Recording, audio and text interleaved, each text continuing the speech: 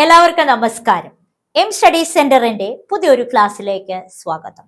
നമ്മൾ pros and fiction സെക്ഷനിൽ ഇന്ന് വരുന്ന ഭാഗം ട്രംപറ്റ് ക്ലബ് അല്ലെ, ദ ട്രംപറ്റ് ക്ലബ്, റിച്ചാർഡ് സ്റ്റീലയുടെ ദ ട്രംപറ്റ് ക്ലബ് എന്ന് പറയുന്ന വളരെ രസകരമായിട്ടുള്ള റെസിയാണ് പഠിക്കാനായിട്ട് പോകുന്നത്. The trumpet club. നമുക്ക് മുഖവോരയൊന്നും ഇല്ലാതെ തന്നെ ക്ലാസ്സിലേക്ക് കടക്കാം. റിച്ചാർഡ് സ്റ്റീൽ എന്നാണ്. നമുക്ക് എങ്ങനെ വേണമെങ്കിലും സ്റ്റീലെ എന്ന് പറയുന്ന ആളുകളുണ്ട്, സ്റ്റീൽ എന്ന് പറയുന്നതുണ്ട് കേട്ടോ. നിങ്ങൾ ശരിക്കും റിച്ചാർഡ് സ്റ്റീലെ അല്ലേ? He was an Irish writer, playwright and politician, remembered as co-founder with his friend Joseph Addison of the magazine The Spectator. അപ്പോൾ റിച്ചാർഡ് സ്റ്റീലെ ആരാണ്? ഐറിഷ്കാരനാണ്, ഐറിഷ് റൈറ്റർ ആണ്, പ്ലേ റൈറ്റ് ആണ്, അതുപോലെ തന്നെ പൊളിറ്റീഷ്യൻ ആണ്. പക്ഷേ ഏറ്റവും കൂടുതൽ അറിയപ്പെടുന്നത് എന്തിന്റെ പേരിലാണ്? കോ ഫൗണ്ടർ വിത്ത് ജോസഫ് അഡിസൺ. ജോസഫ് അഡിസണുമായി ചേർന്ന് ദ സ്പെക്ടേറ്റർ എന്ന് പറയുന്ന മാഗസിൻ അദ്ദേഹം എന്ത് ചെയ്തു? സ്റ്റാർട്ട് ചെയ്തു. അപ്പോ ദ സ്പെക്ടേറ്റർ റിച്ചാർഡ് സ്റ്റീലെയുമായി റിലേറ്റ് ചെയ്ത് നമ്മൾ ആദ്യം ഓർത്തു വെക്കേണ്ടുന്ന പേര് തന്നെയാണ് ദ സ്പെക്ടേറ്റർ. അതൊരു മാഗസിന്റെ പേരാണ്. ആരോടൊപ്പം ചേർന്നാണ് അദ്ദേഹം ഇത് തുടങ്ങി വെച്ചത്? ജോസഫ് അഡിസൺ ആണ് കേട്ടോ. ജോസഫ് അഡിസൺ, അതും കൂടി ഓർക്കണം. ജോസഫ് അഡിസണും റിച്ചാർഡ് സ്റ്റീലെയും the spectator club. Okay, then next, he was born on 12th March 1672, Dublin, അയർലൻഡിലെ ഡബ്ലിനിലാണ് ജനിക്കുന്നത്. ഡൈഡ് ഓൺ 1st September 1729, വെയിൽസിൽ വെച്ച് 1729 എന്ത് ചെയ്യുന്നത്? മരണപ്പെടുന്നത് അല്ലെ. then he was a member of the KitKat club. KitKat club ഓർത്തു വെച്ചോളൂ, കിറ്റ്കാറ്റ് ക്ലബിലെ മെമ്പർ കൂടെയാണ് Richard steel. His first published work the Christian hero. 1701 അദ്ദേഹത്തിന്റെ ആദ്യത്തെ വർക്ക് പബ്ലിഷ് ചെയ്യുന്നത്. അതിന്റെ പേരെന്താണ്? ക്രിസ്ത്യൻ ഹീറോ ആണ്. മറ്റ് എസ്സേകളെ പോലെയല്ല, ഒരുപാട് ചോദ്യങ്ങൾ വരാൻ സാധ്യതയുള്ള ഒരു ഭാഗമാണ്. കാരണം നിറയെ നമുക്കിതില് പഠിക്കാനുണ്ട്, കുറെ പേരുകൾ ഓർക്കാനുണ്ട്. ഓക്കെ, അപ്പൊ അതുകൊണ്ട് തന്നെ ശ്രദ്ധിച്ചു പഠിക്കാം. Steele wrote a comedy that same year titled the funeral. 1701 തന്നെ, സെയിം ഇയർ മീൻസ് മുന്നേ എഴുതിയല്ലോ, അതേ ഇയറിൽ തന്നെ അദ്ദേഹം ഒരു കോമഡി എഴുതാണ്ടായി. അതിന്റെ പേരാണ് the funeral. The funeral was written by Richard Steele in 1709. then the lying lover, one of the first sentimental comedies but a failure on stage. Richard Steele എഴുതിയ വളരെ സെന്റിമെന്റൽ ആയിട്ടുള്ള ഒരു എന്നാ പറയുന്നേ കോമഡി ആയിരുന്നു. ഇതെന്ന് പറയുന്നത് ദ ലയിങ് ലവർ. അപ്പൊ ലയിങ് ലവർ എന്നുള്ളത് അദ്ദേഹം എഴുതിയിട്ടുള്ള ഒരു പ്ലേ ആണ്. പ്ലേ റൈറ്റ് ആണല്ലോ അല്ലെ, പ്ലേ ആണ്. പക്ഷേ അത് ഫെയിലിയർ, സ്റ്റേജിൽ ഫെയിലിയർ ആയിരുന്നു. അന്നൊക്കെ ഡ്രാമാസ് ഒക്കെ സ്റ്റേജുകളിൽ അവതരിപ്പിക്കുക, പ്ലേസ്. അപ്പോഴൊക്കെ റീച്ച് കൂടുതൽ കിട്ടുന്നത്, ആളുകൾ വായിക്കുന്നത് കുറച്ചൊക്കെ എഡ്യൂക്കേറ്റഡ് ആയിട്ടും അറിവുള്ളവരും ആയിരിക്കും. അപ്പൊ ഇതൊക്കെ ഈ ഡ്രാമേസ് അല്ലെങ്കിൽ ഈ പ്ലേസ് ഒക്കെ എടുത്തിട്ട് എവിടെ പോയിട്ട് സ്റ്റേജിൽ പോയി അവതരിപ്പിക്കുമ്പോഴാണ് സാധാരണ ജനങ്ങളിലേക്ക് എത്തുന്നത്. പക്ഷെ അത് അത്രത്തോളം ആളുകൾക്ക് എൻജോയ് ചെയ്യാനോ അല്ലെങ്കിൽ അത്ര പോപ്പുലർ ആയില്ല. അതുകൊണ്ട് സ്റ്റേജിൽ അതൊരു ഫെയിലിയർ ആയിരുന്നു. In 1705, Steele wrote The Tender Husband. The Tender Husband was written by Richard Steele in 1705 with contributions from Addison. ആരുടെ കോൺട്രിബ്യൂഷൻ ഉണ്ടായിരുന്നു? അഡിസന്റെ contribution. And later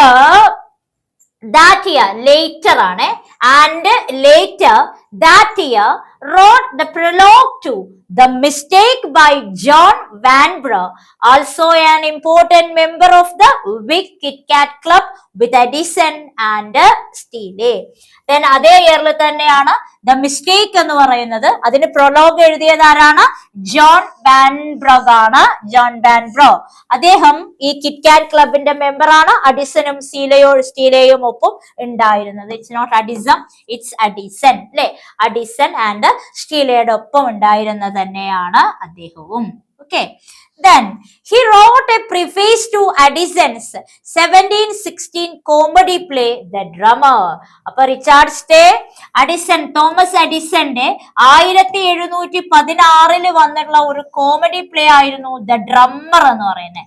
the drummer. ഈ ഡ്രമ്മറിന്റെ പ്രിഫേസ് എഴുതിയത് ആരാണ്? റിച്ചാർഡ് സ്റ്റീലെയാണ്. അവർ നല്ല സുഹൃത്തുക്കളായിരുന്നു. അവർ രണ്ടുപേരും കൂടെ ഒരുപാട് കാര്യങ്ങൾ ചെയ്തിട്ടുണ്ട്. അപ്പോ ഒരാൾ എഴുതുന്നതിന്റെ അവതാരിക അല്ലെങ്കിൽ പ്രിഫേസ് അടുത്ത ആൾ എഴുതുന്നു, മറ്റൊരാൾ എഴുതുന്ന എഴുത്തിനും വേറൊരാളുടെ കോൺട്രിബ്യൂഷൻ ഉണ്ടാകുന്നു. ഇതൊക്കെ സ്വാഭാവികമാണ്. ദ ഡ്രമ്മർ എന്ന് പറയുന്നതിന് പ്രിഫേസ് എഴുതിയത് ആരാണ്? തോമസ് എഡിസൺ ആണ്. It's in 1716. Then the Tatler, his first journal, came out on 12th April 1709 and appeared 3 times a week. അപ്പൊ ദ ടാറ്റ്ലർ എന്ന് പറയുന്നതാണ് അദ്ദേഹത്തിന്റെ ആദ്യത്തെ ജേണൽ, ദ ഫസ്റ്റ് ജേണൽ. അത് 1709 വരുന്നത്. അതുപോലെ തന്നെ 3 times a week, ആഴ്ചയിൽ 3 ദിവസമാണ് ഇത് എന്ത് ചെയ്തിരുന്നത്? പബ്ലിഷ് ചെയ്തിരുന്നത്. നമ്മൾ ഇന്നത്തെ പത്രങ്ങളൊക്കെ ഡെയിലി വരുന്നത് പോലെ അന്ന് മാഗസിൻസും അതുപോലെ തന്നെ എന്താ പറയാ പത്രങ്ങള്, എഡിറ്റോറിയൽസ് ഇതൊന്നും ഡെയിലി ഉണ്ടായിരുന്നില്ല. 2-3 ദിവസം കൂടുമ്പോൾ, അങ്ങനെ ആഴ്ചയിൽ 3 ദിവസമാണ് ഈ ടാറ്റ്ലർ എന്ത് ചെയ്തിരുന്നത്? പബ്ലിഷ് ചെയ്തിരുന്നത്. He wrote his periodicals under the pseudonym Isaac Bickerstaff. Pseudo അല്ലെ, എസ് ആണ്, SPSC, സ്യൂഡോനിം ഐസക് ബിക്കോസ്റ്റാഫ് എന്നുള്ള പേരിലാണ് അദ്ദേഹം എന്ത് ചെയ്തത്? അദ്ദേഹത്തിന്റെ വർക്കുകളൊക്കെ എഴുതിയത്.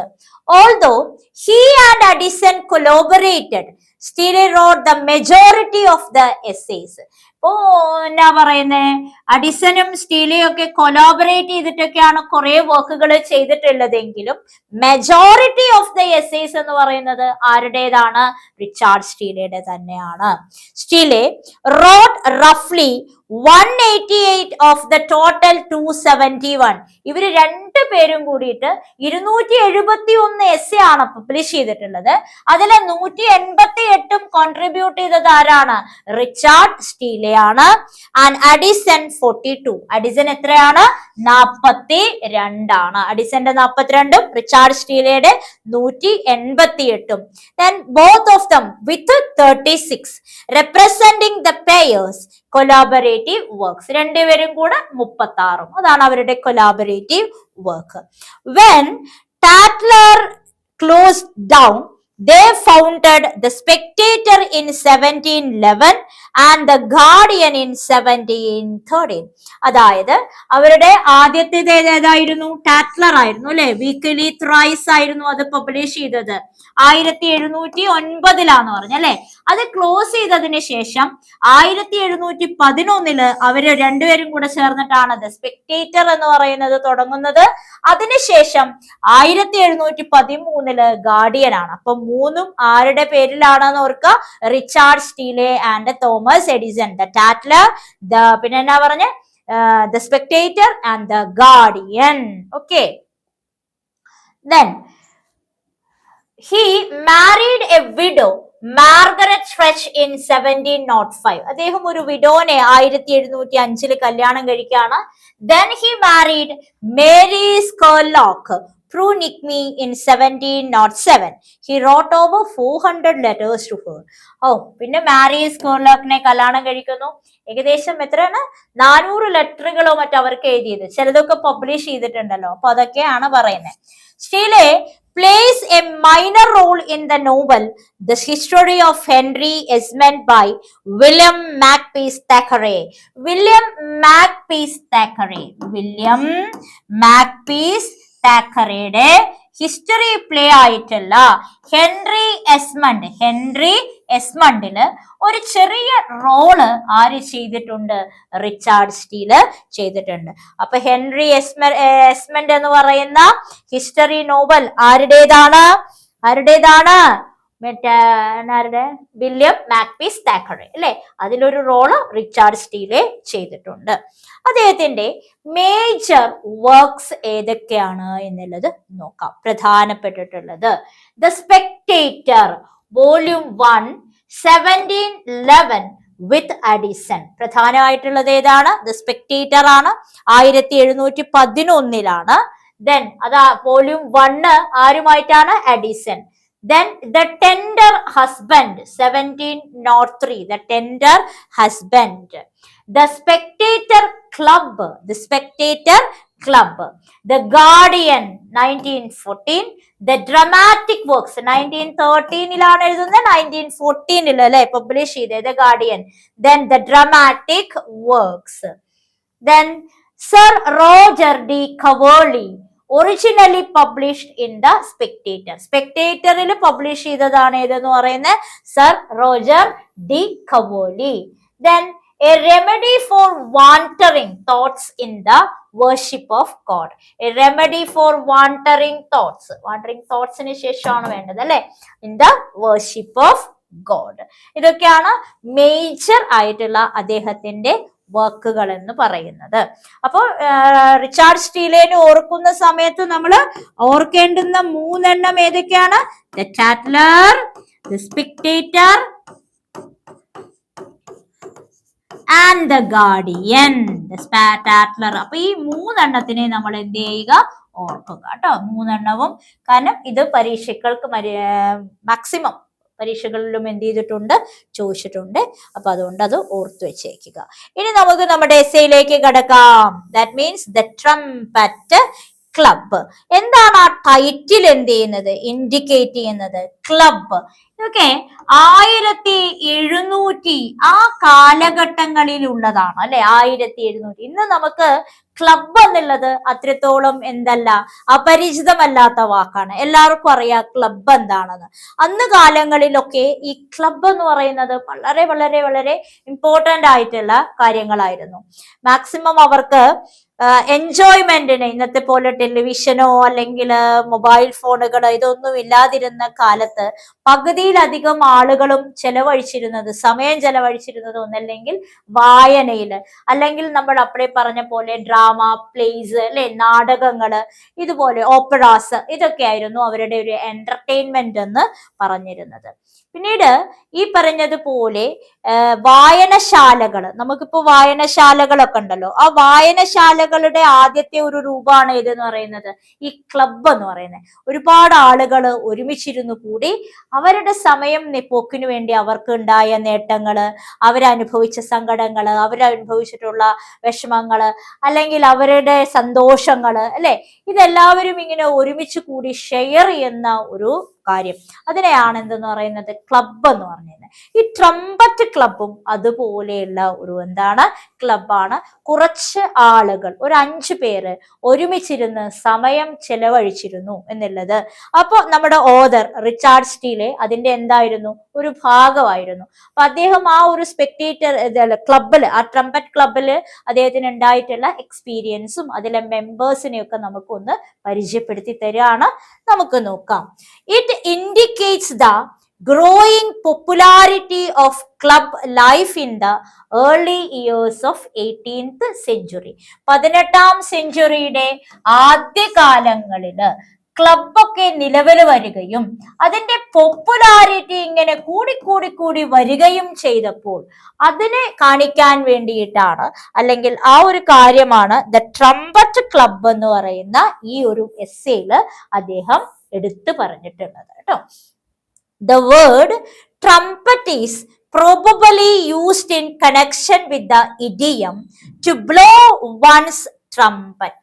നമുക്ക് ഈ ട്രംപറ്റ് എന്നുള്ളത് സാധാരണ നമ്മൾ ഉപയോഗിക്കുന്നത് ഒരു ഇഡിയം അല്ലെ? ഇഡിയം ഉണ്ട്, to blow one's ടംപറ്റ്. എന്താണ് ഈ ടു ബ്ലോ വൺസ് ട്രംപറ്റ് എന്നുള്ളത് കൊണ്ട് മീൻ ചെയ്യുന്നത്?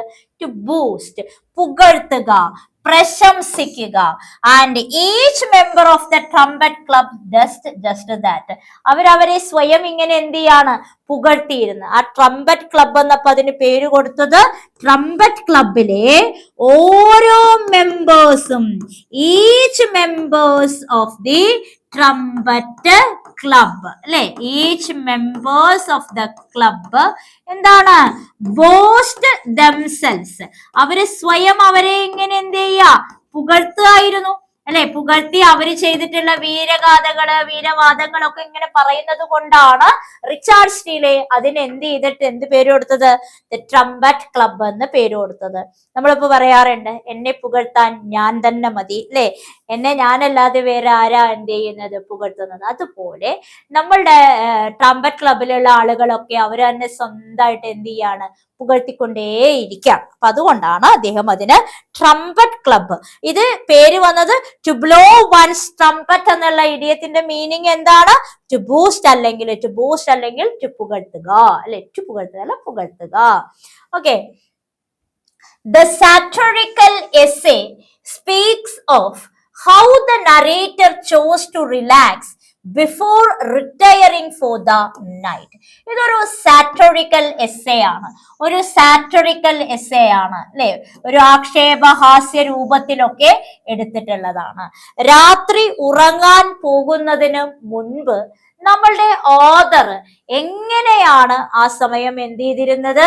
റിലാക്സ് ചെയ്തിരുന്നത്, എൻജോയ് ചെയ്തിരുന്നത് എന്നുള്ളതാണ് ഈ ഒരു ട്രംപറ്റ് ക്ലബ് എന്നുള്ള എസ്സേയിൽ പറയുന്നത്. നമ്മളുടെ ഓതർ റിലാക്സ് ചെയ്യുക, ഉറങ്ങാൻ പോകുന്നതിന് മുൻപുള്ള സമയം. Okay. Then after a hard day's work, the narrator made it his custom to spend the evenings in the company of men where he did not have to exercise his mind much. Their talk lulled him to sleep. It was boring and repetitive. ഇപ്പൊ നമ്മൾ വിചാരിക്കും, ഉറങ്ങുന്നതിന് മുൻപ് ഈ ക്ലബിലൊക്കെ പോയിട്ട് അവിടെയുള്ള ആളുകളുടെയൊക്കെ സംസാരം കേൾക്കുമ്പോൾ വളരെ എൻജോയ് ചെയ്തുകൊണ്ട് ഭയങ്കര നല്ല ഉഷാറായി അങ്ങനെ നല്ല ഒരു ഉറക്കം കിട്ടുന്നു. നല്ല ഉറക്കം കിട്ടിക്കഴിഞ്ഞാൽ നന്നായിട്ട് എണീക്കും. അങ്ങനെയൊന്നും അല്ല ഇവിടെ ഉദ്ദേശിക്കുന്നത്. നമ്മളുടെ ഈ author after A hard days work അല്ലെ, രാവിലെ തൊട്ട് ഭയങ്കരമായിട്ട് നല്ലോണം കഷ്ടപ്പെട്ട് എന്ത് ചെയ്യാണ്? പണി ചെയ്യാണ്. നമ്മുടെ narrator had in his custom to spend the evenings in the company of men. അപ്പൊ എന്നിട്ട് അവിടെ നിന്ന് പണിയൊക്കെ ചെയ്തതിന് ശേഷം വൈകുന്നേരത്ത് നമ്മളുടെ നരേറ്റർ എവിടേക്ക് വരികയാണ്? ഈ ക്ലബിലുള്ള മെമ്പേഴ്സിന്റെ കമ്പനിയിലേക്ക്, അവരുമായിട്ട് കൂട്ടുകൂടുക. where he did not have to exercise his mind much. അവിടെ അദ്ദേഹത്തിന് അതിന്റെ മൈൻഡിന് എക്സസൈസ് കൊടുക്കുക, അല്ലെ അതിന്റെ ഒന്നും ഒരു ആവശ്യമില്ല. റിലാക്സ് ചെയ്യാൻ വേണ്ടിയിട്ട് യാതൊന്നും ചെയ്യേണ്ട ആവശ്യമില്ല. കാരണം ഇവരുടെ സംസാരം കേട്ടാൽ തന്നെ അദ്ദേഹം അറിയാതെ ഉറക്കത്തിലേക്ക് പോകും. ദാറ്റ് മീൻസ് അവിടെ കളിയാക്കാണ് അല്ലെ. ഈ വന്ന് ഇരുന്ന് സംസാരിക്കുന്ന ആളുകളൊക്കെ വളരെ രസകരമായിട്ടുള്ള കാര്യമാണോ പറയുന്നത്, അല്ലെങ്കിൽ മറ്റുള്ളവർക്ക് എൻജോയ് ചെയ്യാനുള്ള കാര്യമാണോ പറയുന്നത്? അല്ല. It was so boring and repetitive. അത് ഭയങ്കര ബോറിംഗും ആണ്, അതുപോലെ തന്നെ ആവർത്തിച്ചു കൊണ്ടിരിക്കും. ഇന്നലെ പറഞ്ഞ കാര്യം തന്നെയാണ് ഇന്നും പറയുന്നത്. അപ്പോ നമുക്ക് ഓൾറെഡി അറിയാം അവരെന്താ പറയാൻ പോണത് എന്നുള്ളത് അറിയാം. അപ്പൊ പിന്നെ ബോറിംഗ് തന്നെയല്ലേ, അതല്ല, അത് റിപ്പിറ്റേറ്റീവാ. അങ്ങനെ ബോറിംഗ് റിപ്പിറ്റേറ്റീവ് ആയിട്ടുള്ളത് കേൾക്കുന്ന സമയത്ത് ഓതറിന് അറിയാതെ എന്ത് വരികയാണ്? ഉറക്കം വരികയാണ്. നമ്മുടെ നരേറ്റർക്ക് അറിയാതെ എന്ത് ചെയ്യാണ്? ഉറക്കം വരികയാണ്. അപ്പൊ ആ ഉറക്കം നല്ലതായി കിട്ടാൻ വേണ്ടിയിട്ടാണ് അയാൾ എവിടേക്ക് പോകുന്നത്? ഈ കമ്പനി എൻജോയ് ചെയ്യാനായിട്ട് പോകുന്നത്, ആളുകളുടെ ഇടയിലേക്ക് പോകുന്നത്. The number of members had come down from the original 15 to 6 and where he was considered the most learned. ആദ്യം ഈ ക്ലബ്ബ് തുടങ്ങുന്ന സമയത്ത് ഒരു 10-16 പേരൊക്കെ ഉണ്ടായിരുന്നു. പിന്നെ അതിന്റെ അളവ് എന്ത് ചെയ്തു വന്നു? കുറഞ്ഞു ഇപ്പൊ ഒരു 5-6 മെമ്പർമാരാ. നമുക്ക് ഇതിലൊരു 5 മെമ്പേഴ്സിനെ കുറിച്ചാണ് പറയുന്നത്, നമ്മുടെ ഓദറിനെയും കൂട്ടിയിട്ട് അല്ലെ. അപ്പൊ 5 മെമ്പേഴ്സിലേക്ക് അത് എന്ത് ചെയ്തു? കുറഞ്ഞു. 6 മെമ്പർ പേരിലൊക്കെ ആരുണ്ട്, പക്ഷെ അധികം അങ്ങനെ ആരും ആരും വരില്ല. 5 പേരാണ് സ്ഥിരമായിട്ട് വരുന്നവർ. തുടങ്ങുന്ന സമയത്ത് ധാരാളം ആളുകൾ ഉണ്ടായിരുന്നു.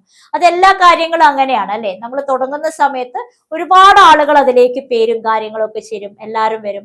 പോകെ പോകെ പോകെ പോകെ പോകെ പോകെ ആളുകളുടെ എണ്ണം ഇങ്ങനെ കുറയും. നമ്മുടെ എന്നാ പറയുന്നത് ട്രംപറ്റ് ക്ലബിലും അതുപോലെ തന്നെയാണ്. തുടങ്ങുമ്പോൾ കുറച്ച് ആളുകൾ ഉണ്ടായിരുന്നു, ഇപ്പൊ 5 or 6 പേരേ ഉള്ളൂ. ഈ 5 പേരില് നമ്മളുടെ ഓതറിനെയാണ് എല്ലാവരും വളരെ പഠിച്ച വ്യക്തിയായിട്ട് കണക്കാക്കിയിട്ടുണ്ടായത്. നന്നായി പഠിച്ച നല്ല അറിവുള്ള ആള് എന്ന് പറഞ്ഞിട്ട് ആരായിരുന്നു ഉണ്ടായിരുന്നത്? നമ്മുടെ ഓതർ. കാരണം അദ്ദേഹം നരേറ്റർ ആകാം, ഓതറാകാം, റിച്ചാർഡ് സ്റ്റീലെ തന്നെയല്ലേ. അപ്പൊ എഴുത്തുകാരനാണ് അല്ലെ, ആളുകളെയൊക്കെ ഇൻഫ്ലുവൻസ് ചെയ്യുന്ന ആളാണ്. അപ്പൊ അതുകൊണ്ട് തന്നെ ഏറ്റവും നല്ല പഠിച്ചിട്ടുള്ള വ്യക്തി എന്ന് പറഞ്ഞിട്ടാണ് ഇദ്ദേഹത്തിനെ കണക്കാക്കിയിട്ടായിരുന്നത്. ഇന്റലിജന്റ്, ബുദ്ധിമാനാണ്, നല്ല അറിവുള്ള ആളാണ് എന്നൊക്കെ പറഞ്ഞിട്ട് കൺസിഡർ ചെയ്തു. Then the narrator gives a pen sketch of the members. അപ്പൊ നമ്മുടെ ട്രംപറ്റ് ക്ലബ് എന്താണ് എന്ന് നമ്മൾ പഠിച്ചു. ഇനി ആ നറേറ്റർ ആരാണ്? നറേറ്റർ എന്തിനാണ് ആ ട്രംപറ്റ് ക്ലബിൽ പോടുക എന്നുള്ള കാര്യം പറഞ്ഞല്ലേ. അതിനുശേഷം നറേറ്റർ നമുക്ക് അതിലെ മെമ്പേഴ്സിനെ കുറിച്ചിട്ടുള്ള ഒരു അറിവ് തരാണ്. എത്ര പേരാണ് ഇപ്പൊ ഈ ആക്റ്റീവായിട്ട് ഈ ട്രംപറ്റ് ക്ലബില് ഉള്ളത് എന്നുള്ളത്. Then the oldest is named Sir Geoffrey Noach.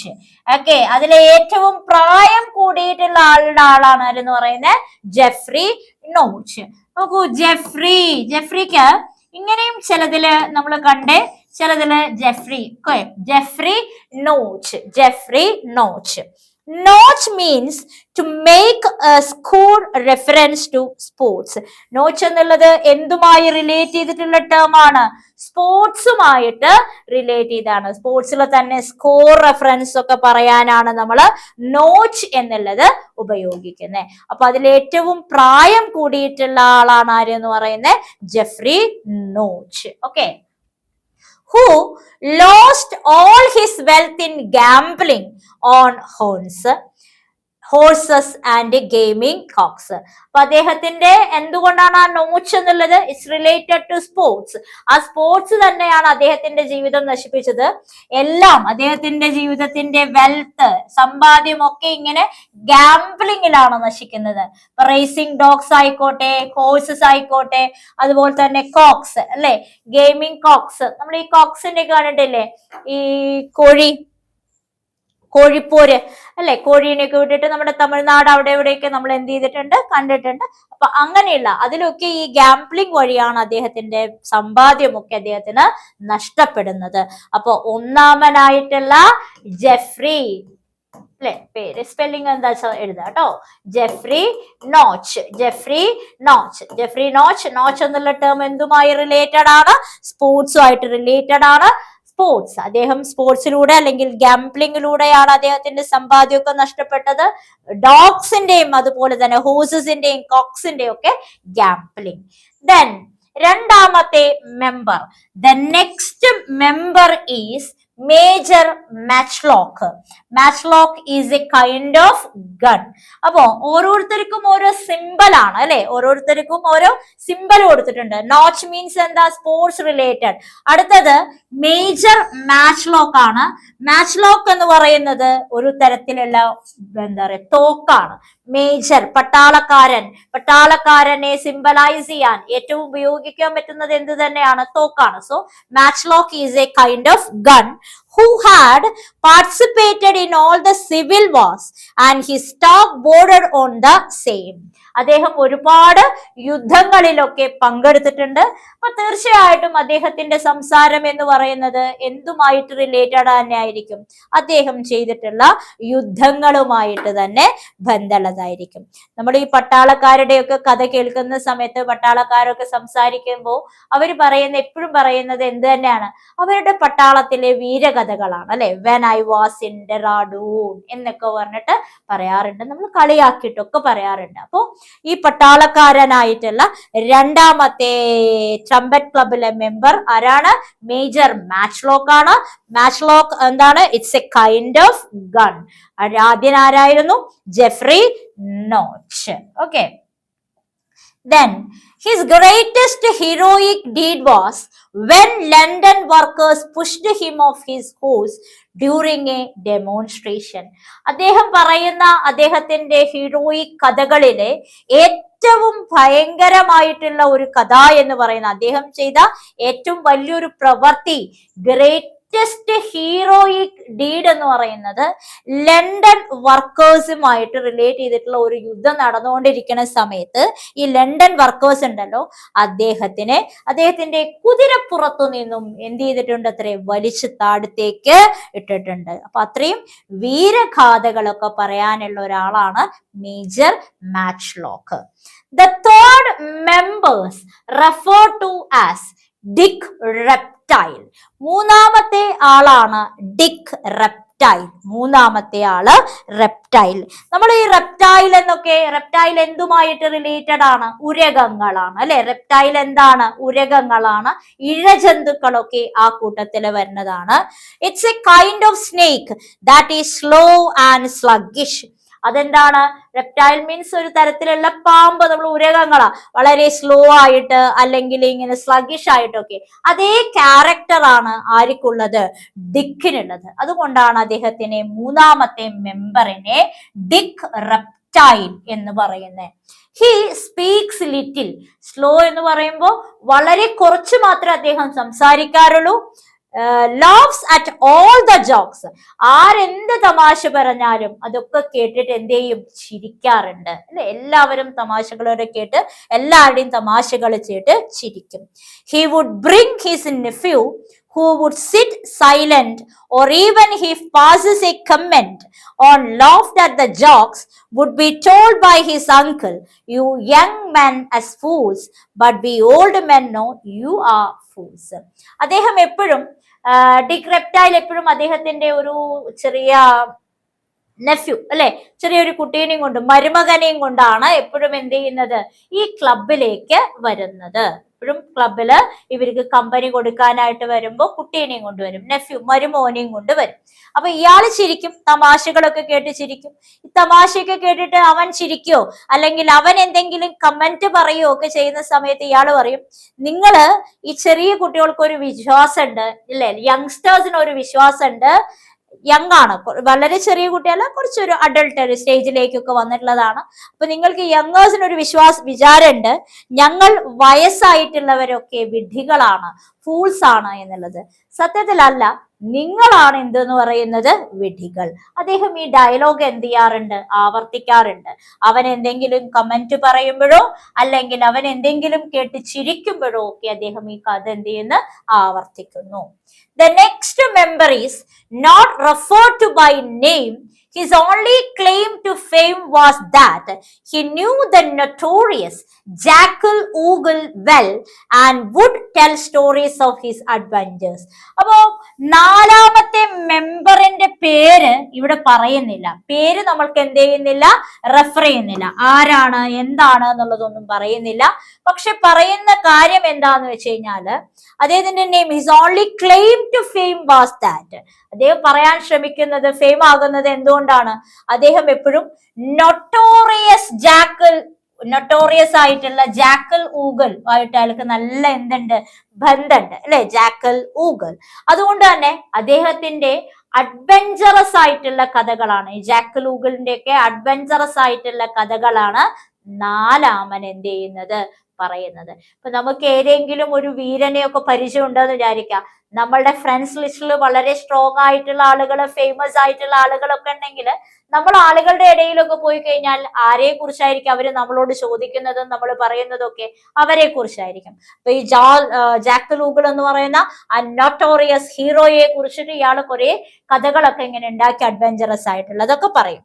The fifth member was the narrator himself. Fifth member ആര് തന്നെയാണ്? നമ്മളുടെ നരേറ്റർ തന്നെയാണ്.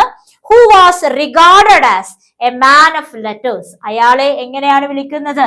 എഴുത്തുകാരൻ. ലെറ്റേഴ്സ് എന്ന് വെച്ച് കഴിഞ്ഞാല് ലെറ്റർ എഴുതുന്ന ആള് എന്നല്ല, എഴുത്തുകാരനാണ് അല്ലെ. റിച്ചാർഡ് സ്റ്റീലെ എന്താണ്? ഒരു എഴുത്തുകാരൻ. അപ്പൊ അക്ഷരങ്ങളുമായിട്ട് ബന്ധമുണ്ട്, എഴുത്തുകളുമായിട്ട് ബന്ധമുള്ള ഒരാളായിട്ടാണ് അവിടെ ആളുകൾ അദ്ദേഹത്തെ കണക്കാക്കുന്നത്.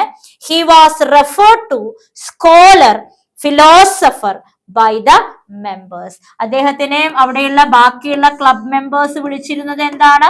സ്കോളർ എന്ന് വിളിക്കാറുണ്ട്, ഫിലോസഫർ എന്നും വിളിക്കാറുണ്ട്. അപ്പൊ ഇച്ചിരി അറിവുള്ള ഒരാളൊക്കെ ആയിട്ടാണ് ആരെ കണക്കാക്കുന്നത്?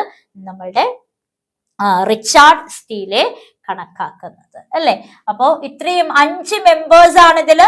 ആറാമൻ എന്ന് പറയുന്നത് നമ്മളുടെ ആരാകാം? 6 മെമ്പേഴ്സ് എന്ന് പറയുന്നത് നമ്മുടെ നെഫ്യൂ കൂടെ ഉണ്ടല്ലോ അല്ലെ. നമ്മുടെ ഡിക് റെപ്റ്റൈലിന്റെ നെഫ്യൂ കൂടെ ചേർത്തിട്ടാണ് നമ്മൾ 6. അപ്പൊ മൊത്തം ഇതിൽ എത്ര മെമ്പേഴ്സ് ആണുള്ളത്? ഇപ്പോ 5 പേരാണ്. 5 പേരെയും നമ്മൾ പരിചയപ്പെട്ടു. ആദ്യത്തെ ആള് എന്തുമായിട്ട് റിലേറ്റഡ് ആണ്? Notch, Jeffrey Notch. ഓക്കെ, സ്പോർട്സുമായിട്ട് റിലേറ്റഡ് ആണ്. രണ്ടാമത്തത് മേജർ മാച്ച്ലോക്ക് ആണ്. മാച്ച്ലോക്ക് മീൻസ് പട്ടാളക്കാരനാണ് അല്ലെ. ഗണ്ണാണ് മാച്ച്ലോക്ക് എന്ന് പറയുന്നത്. മൂന്നാമത്തത് ഡിക് റെപ്റ്റൈൽ ആണ്. ഡിക് റെപ്റ്റൈൽ വളരെ സൈലന്റ് ആയിട്ട് അധികം സംസാരിക്കൊന്നുമില്ല, പക്ഷെ എല്ലാവരുടെയും കഥകളൊക്കെ കേട്ട് ചിരിക്കുന്ന ഒരാളാണ്. അയാൾ എപ്പോഴും വരുമ്പോൾ അയാളുടെ നെഫ്യൂനെ കൂടെ കൊണ്ടുവരാറുണ്ട്. ദെൻ നാലാമന്റെ പേര് പറയുന്നില്ല, വളരെ അഡ്വഞ്ചറസ് ആയിട്ടുള്ള കഥകളൊക്കെ പറയുന്നവനാണ് നാലാമൻ. അഞ്ചാമത് നമ്മളുടെ ഓദർ ഇറ്റ് സെൽഫ്.